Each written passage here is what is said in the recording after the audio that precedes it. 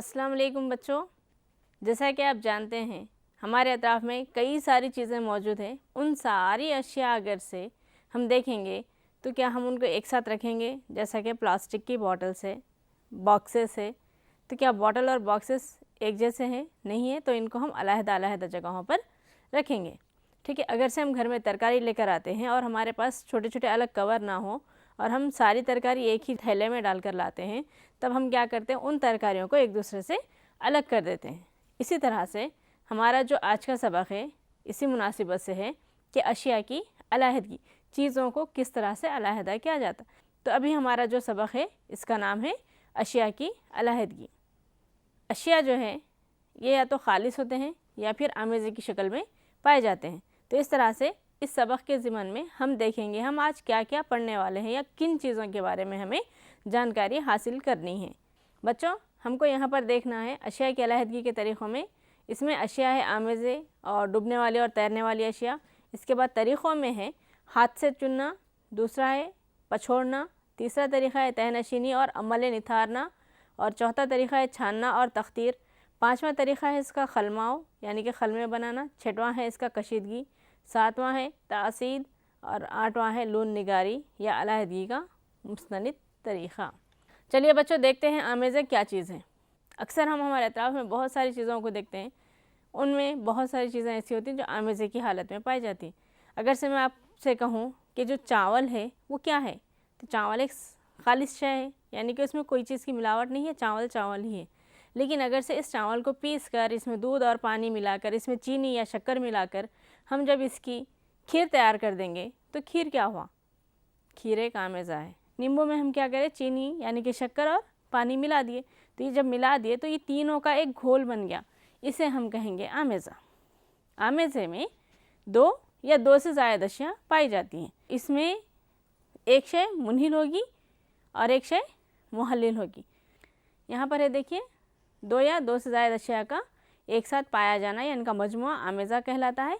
आमेज़े में एक हिस्सा होता है मुहल्लिल और दूसरा हिस्सा होता है इसका मुनहिल। मुहल्लिल वो शय है जिसमें किसी शय को हल करने की सलाहियत पाई जाती है, यानी कि जैसे कि हमने कहा अभी पानी है तो पानी में कोई भी शय हम हल कर सकते हैं, जबकि मुनहिल वो शय जो किसी माए में हल होने की सलाहियत रखती है। जैसे कि शक्कर है, शक्कर पानी में हल होने की सलाहियत रखती है। अब यहाँ पर देखते हैं आमेज़े।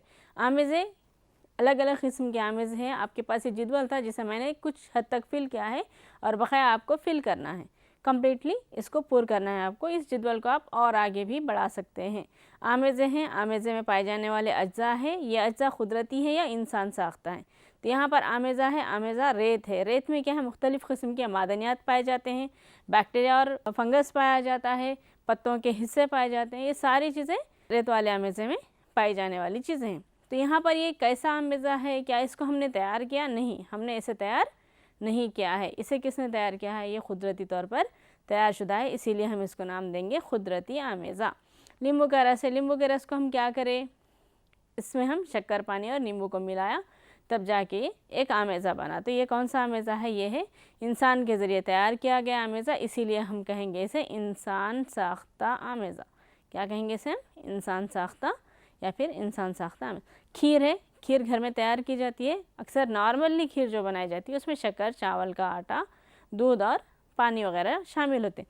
ये कौन बनाए? ये भी क्योंकि हमारी वालिदा बनाती हैं, इसीलिए ये भी इंसान साख्ता है या फिर हम बनाते हैं, तो इंसानों के ज़रिए तैयार किया गया आमेज़ा है। हवा है। हवा में क्या है? हवा में मुख्तलिफ़ किस्म की गैसें, जैसा कि आपने पहले पढ़ चुका है कि हवा मुख्तलिफ़ गैसों का आमेज़ा है। तो यहाँ पर हवा में कौन कौन सी गैसेस है? हवा में यहाँ पर ऑक्सीजन मौजूद है, नाइट्रोजन मौजूद है, कार्बन डाइऑक्साइड मौजूद है, आबी बुखारात मौजूद हैं, धूल मौजूद है, धूल के ज़रात और दूसरी गैसेस मौजूद हैं। इसके अलावा धूल के अलावा भी जो है इसमें पत्तों का जो बारीक कचरा हो जाता है ना, वो बारीक सा टुकड़े भी हवा में शामिल होते हैं जो हमको दिखाई नहीं देते हैं। तो यह आमेज़ा जो हवा है, ये कौन सा आमेज़ा है? क्या हमने तैयार किया इसे? नहीं, हमने बिल्कुल तैयार नहीं किया। ये आमेज़ा भी कुदरती आमेज़ा है। कौन सी अशिया डूबती हैं, कौन सी अशिया तैरती हैं? तो डूबने वाली या फिर तैरने वाली अशिया। तो पानी जो है कसाफत रखता है, पानी में मुख्तलिफ़ अशिया डूब जाती हैं जबकि चंद अशिया पानी में तैरती हुई। तो कौन सी अशिया डूबती हैं और कौन सी अशिया तैरती हैं? वो अशिया या वो तमाम अशिया जिनकी कसाफत पानी से कम होती है तैर जाती हैं, सतह पर रहती हैं, जबकि वो तमाम अशिया जिनकी कसाफत पानी से ज़्यादा होती है वो पानी के अंदर डूब जाती हैं। इसके लिए क्या करना होगा आपको इसके लिए सूखे पत्ते और कच्चे पत्ते, लकड़ी, प्लास्टिक का सामान, कैंडल और घर में जो भी सामान है छोटे मोटे स्टील के सामान, कीला वगैरह, सुई, इन सारी चीज़ों को लेकर पानी में एक एक चीज़ को रखते हुए देखना होगा। तो आपको पता चलेगा कि कौन सी चीज़ें पानी में डूबती हैं और कौन सी चीज़ें तैरती हैं।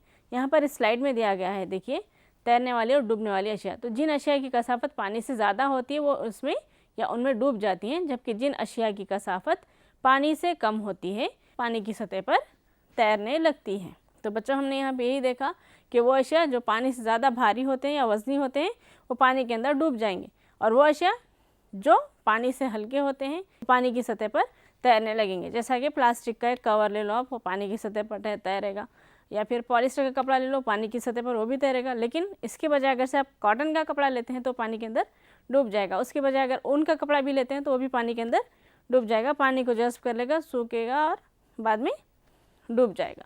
तो इस तरह से जो अशिया पानी से कम कसीफ होते हैं, यानी कि पानी से कम वज़नी होते हैं, वो उसकी सतह पर तैर जाएंगे। इसके बाद हम देखेंगे अशिया को अलहदा करने के तरीक़े क्या हैं। तो अशिया को अलहदा करने के तरीक़े, चुनना कि तरकारी वगैरह एक साथ अगर आ जाए, हम उसको कैसे करते हैं, उसको हम कोई निथारना या छानना वगैरह का काम नहीं करते, बल्कि हम क्या करते हैं, अगर भिंडी है तो भिंडी को अलग चुनकर अलहदा करते हैं, अगर कंदूरी दुंडा है तो उसको अलग करते हैं, भाजी वगैरह को अलग करते हैं, हरी मिर्चें उसको अलग करते हैं। सारी चीज़ें किस तरह से करें, जस्ट हाथ से उठा रहे हैं। तो इस तरह से हम हाथ से उठाने वाली जो चीज़ें हैं उसको कहेंगे हम हाथों से चुनना। तो ये अमल क्या तरकारी के साथ ही होता है, या फ्रूट्स के साथ भी हो सकता है, या दालों के साथ भी हो सकता है। दालों में बाज़ वक़्त कंकर आ जाते हैं, तो कंकर को आपकी वालदा कैसे अलहदा करेंगी, उस कंकर को आपकी वालदा एक सूप जिसे कहते हैं उस सूप में लेकर दालों को हटाते हुए आहिस्ता आहिस्ता हटाकर उनमें मौजूद कंकरों को एक एक करके उठाकर फेंकेंगे। या फिर चावल है, कभी चावल में ऐसा होता है कि धान के दाने भी आ जाते हैं, तो उन दानों को भी अलहदा करने के लिए उन्हें क्या करते हैं, चावल को वो लोग हटाकर उन दानों को भी निकाल कर फेंक देते हैं, चुन देते हैं। तो इस तरह से हाथ से किसी चीज़ को देख देख कर हटाकर या निकाल देना जो है चुनना कहलाता है। तो चुनना क्या ख़राब चीज़ों को अलहदा करने के लिए इस्तेमाल होता है? नहीं, बाज़ वक़्त फल तरकारी वगैरह को भी अलहदा करने के लिए चुनने का अमल किया जाता है। इसके अलावा नाकारा मादों को अलहदा करने भी चुनने का अमल इस्तेमाल किया जाता है। तो दोनों मकामात पर हम इसको इस्तेमाल कर रहे हैं। यहाँ पर देखिए, हाथों से चुनना, चावल से धान को और दाल वगैरह से कंकर को चुनकर अलहदा किया जा सकता है। नेक्स्ट है हमारा अमल पछोड़ना। अनाज के भारी दानों से भूसे और पत्तों को अलहदा करने का अमल पछोड़ना कहलाता है। तो यहाँ पर आप देखिए, इस तस्वीर में एक किसान जो है अपने खेत में एक ऊंची सतह पर ठहरा है, और ठहर कर ये जो है इस सूप में जो है ना कुछ दानों को लेकर ऊपर से गिरा रहा है, जिसके नतीजे में क्या हो रहा है, जो भारी दाने हैं ये दाने यहाँ पर गिर रहे हैं, जबकि इसमें मौजूद भूसा या फिर हल्के ज़र्रात है वो क्या हो रहे हैं, हवा के ज़रिए उड़कर दूसरी जगह जाकर गिर जाते हैं। तो इस तरह से पछोड़ने के अमल के ज़रिए क्या होता है, हमको खालिस दाने हासिल होते हैं। तो यहाँ पर किसान क्या कर रहे हैं, किसान अपने खेत में पछोड़ने का अमल इस्तेमाल करते हैं। घर में वालदा वगैरह चावल से डस्ट वगैरह है तो उसको हटाने के लिए पछोड़ने का अमल इस्तेमाल करते हैं। तो अब यहाँ पर जो पछोड़ने का अमल है, इस अमल को आमतौर पर घरों में भी इस्तेमाल किया जाता है, लेकिन ये अमल खेतों वाले अमल से कुछ मुख्तलिफ होता है। यहाँ पर स्लाइड में जो है ना तहनशीनी और अमल निथारना। तो बच्चों देखिए, पानी में मौजूद भारी ज़र्रात का तह में बैठ जाने का अमल तहनशीनी कहलाता है। तो यहाँ पर इस शक्ल में देखिए, आपकी किताब में भी ये शक्ल मौजूद है। इस एक्सपेरिमेंट को आप अपने घर में भी कर सकते हैं। कांच का ग्लास लीजिए, उस ग्लास में जो है पानी लीजिए और थोड़ी सी मिट्टी का घोल बना लीजिए, मिट्टी लेकर उसमें डालकर, उसके बाद उसको अच्छे से हिलाकर थोड़ी देर रहने दीजिए। आप उसका मुशाहिदा करते रहें। 5 से 10 मिनट के अंदर जो है ना मिट्टी के ज़र्रात जो भारी है वो ज़र्रात यहाँ पर नीचे बैठ जाएंगे। थोड़ा सा कचरा जो है पानी में तैरता हुआ नज़र आएगा, बाकी का पानी ऐसे ही आपको दिखाई देगा। तो यहाँ पर जो है भारी जो ज़र्रात होते हैं जो पानी में हलशुदा हालत में, वो ज़र्रात क्या होते हैं, नीचे बैठ जाते हैं। बाद में पानी ऊपर की सतह पर पाया जाता है, जिससे हम आहिस्ता से किसी तरह से ये करके निकाल ले सकते हैं। ग्लास को थोड़ा सा क्रॉस करने पर वो पानी दूसरे ग्लास में हम निकाल सकते हैं। तो यहाँ पर तहनशीनी के बाद क्या करना है, दूसरा अमल, आप सतह से पानी को आहिस्ता से अलहदा करने का अमल निथारना कहलाता है। तो यहाँ पर पानी की जो सतह में बैठ गए उन ज़र्रात से पानी को आहिस्ता से निकालने का अमल निथारना कहलाता है। ये दूसरी जो शक्ल है, इस शक्ल में आप देख रहे हैं कि यहाँ पर ये मिट्टी के ज़र्रात है, जबकि ये ऊपरी सतह पर पानी है जो दूसरे गिलास में हम निकाल ले रहे हैं। तो इस तरह से ये तहनशीनी और निथारने का अमल कहाँ पर इस्तेमाल होता होगा, हम कहाँ इस्तेमाल करते हैं इसे? तो निथारने के अमल में सबसे पहला कॉमन आम जो मिसाल है, खाने से पीच को अलहदा करना, उसको भी निथार के ही अलहदा करते हैं। तो यहाँ पर तहनशीनी का अमल कहाँ इस्तेमाल होता होगा? तहनशीनी भी हम करते हैं क्या? रोज़मर्रा की ज़िंदगी में इस्तेमाल में आती है तहनशीनी। तो इसके लिए तहनशीनी का जो अमल है वो अक्सर इस्तेमाल होता है फ़िल्टर प्लांट्स में, जहाँ पर जो है नदी से या तालाब से जो पानी लेते हैं, फ़िल्टर प्लांट में जो पानी आता है वो पानी को क्या करते हैं, जमने के लिए मौका दिया जाता है, ठहरने के लिए मौका दिया जाता है। जब वो पानी अच्छे से रुक जाता है तब क्या होता है, जो गदलापन है, कीचड़ वगैरह के ज़र्रात, मिट्टी के बारीक ज़र्रात को कीचड़ कहते हैं, तो वो सारे ज़र्रात जो है तह में बैठ जाते हैं। उसके बाद ऊपरी पानी जो है मोटरों के ज़रिए पंप कर लिया जाता है। तो इस तरह से तहनशीनी का अमल हमारे रोज़मर्रा की ज़िंदगी में बहुत ज़्यादा कारआमद और काम में आने वाला अमल है। यहाँ पर है छलनी करना और तख्तीर। तो यहाँ पर छलनी का जो अमल है, यहाँ पर आपको दिखाई दे रहा है एक छलनी। तो यहाँ पर छलनी, हम आमतौर पर इसे छन्नी कहते हैं, एक्चुअली वर्ड है छलनी। तो यहाँ पर छलनी जो अमल है, ये अमल कैसे होता होगा? ये अमल है, घर में आपकी वालदा कभी आटे में कुछ कीड़े वगैरह पैदा हो जाए या आटे के ज़रात बहुत ज़्यादा मोटे आ जाए, सही ना पिसा हो, उस वक्त क्या करते हैं, छलनी के ज़रिए जो है ना आटे को आहिस्ता से छान लेते हैं। छानने के बाद जो है जो ज़र्रात हैं, मोटे ज़र्रात या फिर कीड़े वगैरह, वो छलनी की ऊपरी सतह पर रह जाते हैं, जबकि साफ़ आटा आपको आसानी से मिल जाता है। तो मोटे और बारीक ज़र्रात को एक दूसरे से अलहदा करने का अमल छलनी करना कहलाता है। हलशुदा मिलावटों को अलहदा करने का अमल तख्तीर कहलाता है। बच्चों, यहाँ पर छलनी का जो अमल है, इस अमल में क्या करें, हम आटे को उसके मोटे ज़र्रात से बारीक आटे को हमने अलहदा कर लिया है। तो यहाँ पर अलहदा करने के नतीजे में क्या हुआ, हमको खाली साफ़ आटा मिला और बाकी जो उसके ज़र्रात है, धूल के ज़र्रात वगैरह, वो ज़र्रात हम बाहर फेंक दिए। तो इस तरह से इसको अलहदा कर लिया गया है। इसके अलावा इस अमल को किसान भी इस्तेमाल करते हैं। किसान कैसे इस्तेमाल करते हैं? जब फसल आती है, जो इसके बीज वगैरह आ जाते हैं फसल के, जैसा कि धान के बीज है, चने के बीज है, मूंगफली के बीज है और मूंग है और उड़द चना वगैरह सारी चीज़ें हैं। तो जो भी फसल बीजों की शक्ल में आती है, किसान क्या करते हैं, उसे छलनी लेकर आहिस्ता से छानते हैं। जब उसे छानते हैं तो जो बारीक बीज है वो नीचे गिर जाते हैं और जो मोटे हेल्दी बीज होते हैं, सेहतमंद बीज होते हैं, वो छलनी की ऊपरी सतह पर रह जाते हैं, जिन्हें हम ख़रीद कर बतौर ग़िज़ा इस्तेमाल भी करते हैं। तो किसान सारे के सारे मोटे बीज नहीं रख लेते हैं, लेकिन जितनी ज़रूरत है उनके खेत में बोने के लिए, उतने बीजों को अलहदा करने के लिए वो छानने का अमल इस्तेमाल करते हैं। नेक्स्ट है तख्तीर का अमल। तो यहाँ पर तख्तीर के अमल में होता क्या है, आप देखिए, हमने छानने के लिए छलनी का इस्तेमाल किया है। तो यहाँ पर छलनी का जो इस्तेमाल हुआ है वो चीज़ों को, मोटे बारीक ज़र्रात को अलहदा करने के लिए हो। इसके अलावा फ़िल्टर होना, तख्तीर होना। तो तख्तीर का जो अमल है, ये अमल बहुत बारीक, जैसे छलनी में बारीक मसामात होते हैं तो हम बोलते हैं इतने बारीक है, तो उसके अलावा अगर से हम कपड़े से छानेंगे तो और बारीक हो गया। तो इससे भी और बारीक मसामात होते हैं जो हमको दिखाई नहीं देते हैं। वो मसामात है फ़िल्टर पेपर के मसामात। या फिर आप देख लीजिए फ़िल्टर कैंडल्स। पहले जो फ़िल्टर आता था स्टील के 2 बॉक्सेस वाला, उसमें कैंडल लगे हुए होते थे। तो ये कैंडल्स के ज़रिए क्या करते थे, पानी को फ़िल्टर करते थे। नल का पानी का जो गदलापन है ऊपर जमा हो जाता था, जो अच्छा पानी वो फ़िल्टर होकर नीचे वाले टैंकी में आ जाता था। तो ये फ़िल्ट्रेट्स जो है बहुत बारीक मसामात है जो हमको दिखाई नहीं देते, लेकिन ये मसामात जो है बहुत बारीक से बारीक ज़र्रात को भी अपने अंदर से गुज़रने नहीं देते। तो ये अमल कहलाता है फ़िल्टर करना। यहाँ पर एक ये जो हाथ में दिखाई दे रहा है, ये है फ़िल्टर पेपर, तख्तीरी कागज़ कहते हैं इसे। ये तख्तीरी कागज़ को फ़ोल्ड करने पर इस तरह की खीफ नुमा नोकदार सतह बनती है। जब इसको, ये स्टैंड के ऊपर एक खीफ लगा हुआ है, इस खीफ के ऊपर क्या किया गया, फ़िल्टर पेपर को एडजस्ट किया गया। अब इसके बाद इस पेपर में अगर से हम हलशुदा ज़र्रात के साथ पानी या माया रखी हालत है, माया को हम इस फ़िल्टर पेपर में डालेंगे तो नीचे जो बीकर रखा हुआ है, इस बीकर में जो है ना पानी गिरेगा। तो जो पानी गिरेगा ये बारीक ज़र्रात से पाक होगा, बारीक ज़र्रात इसमें शामिल नहीं होंगे। इस अमल को कहेंगे हम तख्तीर या फ़िल्ट्रेशन। नेक्स्ट देखते हैं खलमाओं का अमल। तो कभी आप फली वगैरह भूनकर खाते होंगे या फिर चने वगैरह भूनकर खाते होंगे। उस वक्त क्या होता है, आपकी वालदा जब भूनते हैं उस वक्त ये उस पर थोड़ा सा नमक का पानी छिड़कते हैं। आप देखिए नमक क्या हुआ था, पानी में हल हो गया। तो जो पानी में नमक हल हो गया है, उस नमक को हम किस तरह से देख सकते हैं दोबारा। तो ये नमक हलशुदा हालत में इसको क्या करें, उस गर्म बर्तन पे या पैन में जब उसको भुने तब क्या करें, इसको छिड़क दिए। तो छिड़कने के बाद क्या होता है, पैन की सतह पर सफ़ेद सफ़ेद सफ़ेद धब्बे दिखाई देते।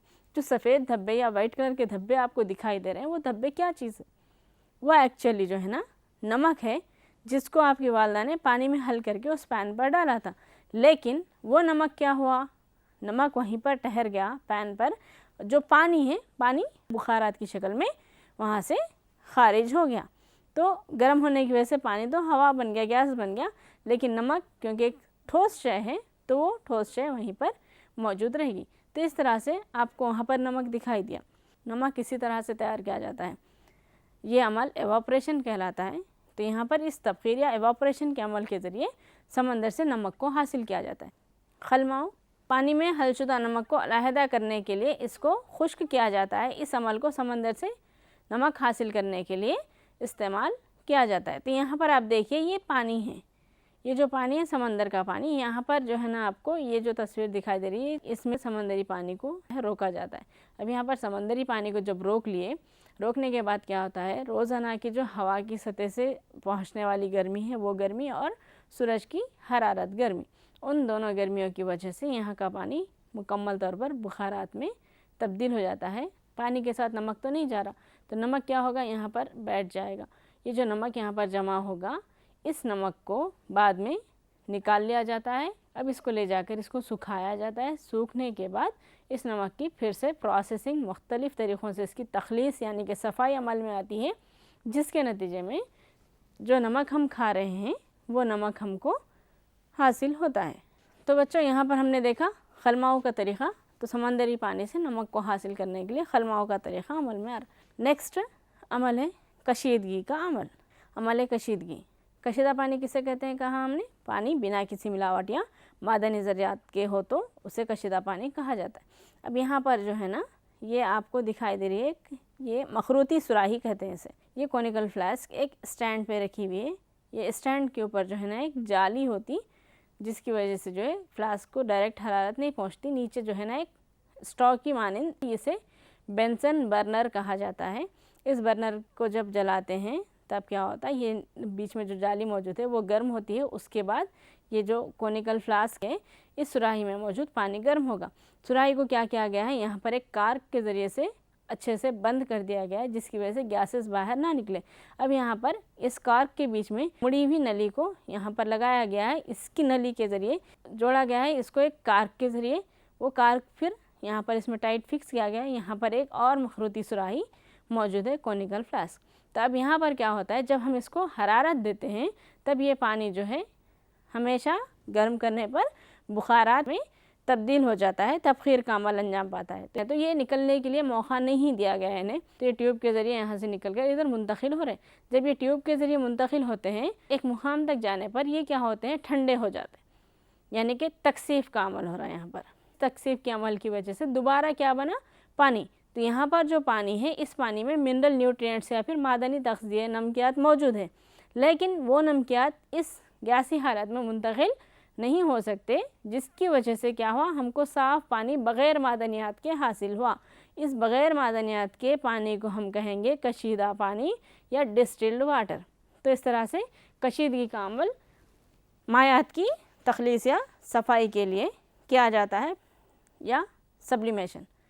तसईद या फिर सब्लिमेशन से क्या मुराद है, तसईद क्या है, यहाँ पर भी गैसी हालत में कन्वर्ट होना है, तब्दील होना है, तो गैसी हालत में ही तब्दील होना। लेकिन गैसी हालत में किस तरह से तब्दील होना है, कोई माया या पतला बहती हुई शय या फिर रक़ीक़, कोई भी गैसी हालत में तब्दील नहीं हो रहे हैं। यहाँ पर तब्दील होने वाली चीज़ है ठोस। ठोस क्या होती है, रास तौर पर गैसी हालत में तब्दील होती है, और गैस रास तौर पर ठोस हालत में तब्दील होती है। तो यहाँ पर होता किस तरह से, जब ठोस को हरारत पहुँचाई जाती है, हरारत दी जाती है, उस वक्त ये ठोस जो है रास तौर पर गैसी हालत में तब्दील हो जाता है, और फिर उस गैसी हालत को जब ठंडक दी जाती है, जब उसको ठंडा किया जाता है, तो वो रास तौर पर फिर दोबारा ठोस हालत में तब्दील हो जाता है। तो ये अमल कहलाता है तसईद। ऐसा अमल जिसमें ठोस अशिया गर्म करने पर रास तौर पर गैस में, और गैसी अशिया ठंडा करने पर रास तौर पर ठोस शय में तब्दील हो जाती है, तसईद कहलाता है। इसके लिए यहाँ पर है आपके एक एक्टिविटी।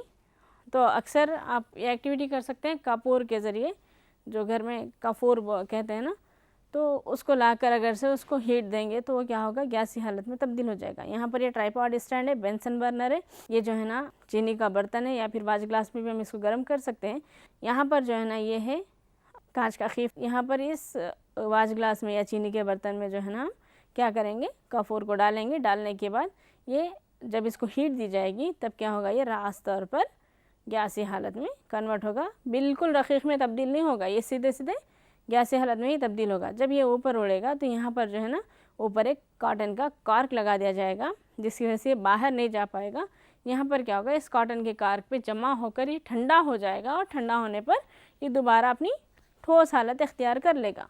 बच्चों नेक्स्ट है अलहदगी का मुख्तलिफ तरीक़ा। यहाँ पर चाक के मुख्तलिफ रंग, यह एक्टिविटी भी आप घर में कर सकते हैं। इस एक्टिविटी में आपको करना ये है कि जो चाक है, चाक को लेकर अपने पास रेड और ब्लू इंक जो पाई जाती है उसको इंक में जो है ना एक धागे को डुबाना है।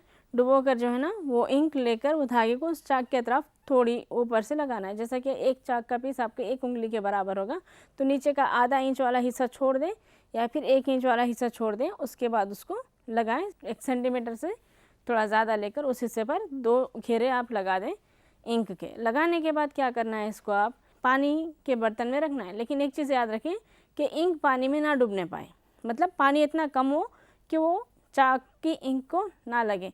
उसके बाद उसको रखने पर थोड़ी देर के बाद आप देखेंगे जैसे जैसा पानी ऊपर ट्रैवल करेगा, जो इंक है वो इंक भी उस पानी के साथ साथ ऊपर आगे हटेगी। तो यहाँ पर जो इंक हमको दिखाई देती है ब्लू या ब्लैक इंक, यह एक्चुअली सिंगल इंक नहीं है बल्कि ये मुख्तलिफ़ कलरों का मजमुआ है। तो ये इंक जो है जब ट्रैवल करेगा स्पॉट तो ये मुख्तलिफ़ कलरों को मुख्तलिफ़ जगहों पर ये छोड़ते हुए आगे बढ़ेगा। तो इस तरह से जो चाक है वो चाक पे हमको मुख्तलिफ़ रंग अलग अलग सतहों पर दिखाई देंगे। ये हो सके तो अपने घर में ये एक तजुर्बा आप आसानी से कर सकते हैं, इसे करने की कोशिश कीजिए। जब हम स्याही को देखते हैं तो हम सिर्फ एक रंग देखते हैं, लेकिन कई मुख्तलिफ़ रंगों का आमेज़ा होती है। इन रंगों को अलहदा करने के लिए एक मखसूस तरीक़ा इस्तेमाल किया जाता है जिसे लून निगारी या फिर क्रोमेटोग्राफी कहते हैं। तो यहाँ पर क्रोमेटोग्राफी का अमल जो है मुख्तलिफ़ रंगों को अलहदा करने के लिए इस्तेमाल किया जाता है। मुख्तलिफ़ रंगों को अलहदा करने के लिए जो अमल है क्रोमेटोग्राफी, उसको उर्दू में कहा जाता है लून निगारी। तो इस तरह से लून निगारी के प्रोसेस के ज़रिए हम मुख्तलिफ़ रंगों को एक दूसरे से अलहदा कर सकते हैं। बच्चों हमने आज देखा कि मुख्तलिफ़ आमेज़े किस तरह के होते हैं और कौन कौन सी अशिया डूबती हैं और कौन सी तैरती हैं। इसके अलावा हाथ से चुनना, पछोड़ना, छानना, तख्तीर करना, निथारना, खलमाओं का तरीक़ा, कशीदगी का तरीक़ा, तसईद का तरीक़ा, ये मुख्तलिफ़ तरीक़े हमने आज अपने इस मुताले में देखे हैं। तो उम्मीद करती हूँ कि आपको ये लेसन अच्छे से समझ आया। तो बच्चों हमने मुख्तलिफ़ चीज़ें देखी हैं, मुख्तलिफ़ तरीक़ों से अशिया की अलहदगी के बारे में हमने पढ़ा है। आपकी किताब में कुछ क्वेश्चंस हैं, सवालात हैं जिनके आपको जवाब देने हैं। उनमें से कुछ क्वेश्चंस मैंने सेलेक्ट किए हैं जिनको मैं भी पढ़कर सुनाऊंगी। आप लोग देखिए कि हम जो अभी डिस्कस करें हैं ना उन सारी चीज़ों में आप लोग कितना इसको हल कर सकते हैं। चलिए देखते हैं ये स्लाइड। हस्बे ज़ेल को मिलाएं, 2 या 2 से ज़्यादा खालिस अशिया को मिलाकर एक शय को हासिल करना। तो यहाँ पर ए है ना, ABCD और E तक दिया गया है, यहाँ पर फाई तक दिया गया है। इनमें कौन सी शय आपको हासिल हो रही है यहाँ पर देखना है। अमल तसीद है या अमल निथारना है, आमेज़ा है, पछोड़ना है या अमल तख्तीर है। नेक्स्ट है तख्तीर के बाद साफ़ माया हासिल करना, ये अमल कौन सा अमल कहलाता है। नेक्स्ट ठोस का रास तौर पर बुखारात में तब्दील होना, ये क्या कहलाता है। नेक्स्ट धान से भूसे को निकालने का अमल क्या कहलाता है। कीचड़ पानी में जम जाने के बाद ना हलशुदा लो से निकालना, ये अमल भी क्या कहलाता है। यहाँ पर आपको ये 5 जो है ना इसके सॉल्यूशंस है जो आपको जोड़ के ज़रिए मिलाना है। नेक्स्ट एक क्वेश्चन है, आपके घर में आमेज़े की अलहदगी के लिए इस्तेमाल किए जाने वाले एक शय की तस्वीर उतारिए। आपको यहाँ पर तस्वीर उतारना है, जैसा कि चाय को छान रहे हैं या फिर आटे को छान रहे हैं, इस तरह से इन चीज़ों की आपको तस्वीर उतारनी है। नेक्स्ट, हबीबा ने अपने वालिद को खेत में धान और भूसे को अलहदा करने के लिए पछोड़ने के तरीक़े को इस्तेमाल करते देखा है। हवा इस तरीक़े में किस तरह मदद करती है। तबखीर के ज़रिए समंदर के पानी से नमक बनता है, आप इस अमल की सराहना कैसे करोगे। तो यहाँ पर जो है ना आपको 2 काम दिए गए हैं। एक तो धान के जो बीज हैं उनसे भूसे को अलहदा करना है और इससे में हवा किस तरह से मदद कर रही है उसको आपको बताना है। नेक्स्ट दूसरा है समंदर के पानी से नमक के बनने के अमल को आप कैसे सराहोगे, कैसे इसकी तबखीर का अमल अंजाम पाता है, इसके बारे में आपको लिखना है। तो यहाँ पर उम्मीद करती हूँ कि आप तमाम इन सवालात के जवाब करेंगे। इनसे पहले भी और सवाल आते जिनके जवाब आपको करने हैं। तो बच्चों, ये था हमारा आज का सबक, अशिया की अलहदगी, अशिया को किस तरह से एक दूसरे से अलहदा किया जा सकता है और किस तरह से कर सकते हैं। तो ये सारी चीज़ें जो है ना हमारी रोज़मर्रा की ज़िंदगी में अमल में आने वाली चीज़ें हैं, लेकिन इनके बारे में हम अगर से एक साइंसी तरीके से हमारा जहन चलाएंगे तो हमको समझ में आएगा कि कौन सी चीज़ें हम किस तरह से अलहदा कर रहे हैं। तो इस तरह से इस लेसन की तकमील होती है। इंशाअल्लाह फिर से मुलाकात होगी अगले सबक के साथ। तब तक के लिए अल्लाह हाफिज़।